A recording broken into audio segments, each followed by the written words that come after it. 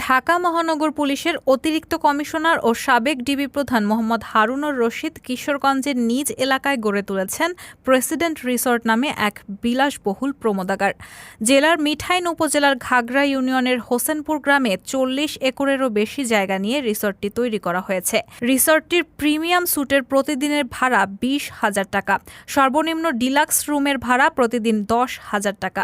রিসোর্টটিতে শত কোটি টাকার বেশি বিনিয়োগ করা হয়েছে বলে ধারণা স্থানীয়দের। ২০২১ সালের ৩ সেপ্টেম্বর রিসোর্টটি আনুষ্ঠানিকভাবে উদ্বোধন করা হয়। আগের বছর অর্থাৎ ২০২০ সালের ৪ ডিসেম্বর প্রেসিডেন্ট রিসোর্টের ভিত্তিপ্রস্তর স্থাপন করা হয়। ভিত্তিপ্রস্তর স্থাপন এবং রিসোর্ট উদ্বোধন উভয় অনুষ্ঠানে প্রধান অতিথি হিসেবে ছিলেন তৎকালীন রাষ্ট্রপতি মোহাম্মদ আব্দুল হামিদের ছেলে, কিশোরগঞ্জ ৪ আসনের তৎকালীন সংসদ সদস্য রেজওয়ান আহমেদ তৌফিক।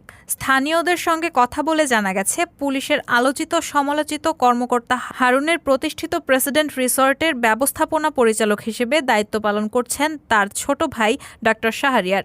তিনি হলি ক্রিসেন্ট মেডিকেল কলেজ ও হাসপাতাল থেকে MBBS পাশ করেছেন। রিসোর্টটিতে হারুনের পরিবারের ৫ থেকে ৭ একর জায়গা রয়েছে। বাকি অন্তত ৩৫ একর জায়গা ছিল অন্যদের। অন্য জমির মালিকদের দাম দেবেন বলে হারুন রিসোর্টের জন্য জায়গা দখল করে নেন। তবে কেউই জমির দাম পুরোটা পাননি। জায়গার দাম না পাওয়ায় এখনও অন্তত ১০ থেকে ১২ জন তাদের জমি রেজিস্ট্রি করে দেননি। তাদেরই একজন মিঠাইন সদর ইউনিয়নের গিরিশপুর গ্রামের দিলীপ বণিক। ভুক্তভোগী দিলীপ বণিক জানান, হারুন রিসোর্ট করার কথা বলে তার থেকে ১ একর ১০ শতাংশ জায়গা নিয়েছেন।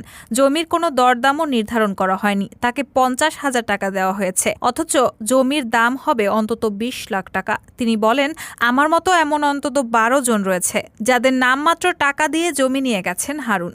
এলাকাবাসী বলেছেন, সাবেক ডিবি প্রধান হারুন সাবেক রাষ্ট্রপতি মোহাম্মদ আব্দুল হামিদের আশীর্বাদ এবং সহযোগিতায় চাকরি পাওয়া থেকে শুরু করে পুলিশের বিভিন্ন উচ্চ পদে পৌঁছেছেন। প্রতিদান হিসেবে হারুন তার রিসোর্টের নাম দেন প্রেসিডেন্ট রিসোর্ট।